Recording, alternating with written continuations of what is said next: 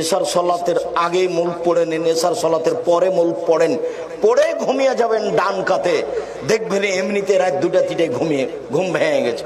আকাশের দিকে মুখ করে দোয়া পড়েন, সূরা আল ইমরানের শেষ রুকুর প্রথম 5 আয়াত। যদি না পারেন তাহলে লা ইলাহা ইল্লাল্লাহু ওয়াহদাহু লা শারীকা লাহু লাহুল মুলকু ওয়া লাহুল হামদু ওয়া হুয়া আলা কুল্লি শাইইন কাদির ওয়া সুবহানাল্লাহি ওয়া আলহামদুলিল্লাহি ওয়া লা ইলাহা ইল্লাল্লাহু আল্লাহু আকবার ওয়া লা হাওলা ওয়া লা কুওয়াতা ইল্লা বিল্লাহ রব্বিগফিরলি রব্বিগফিরলি।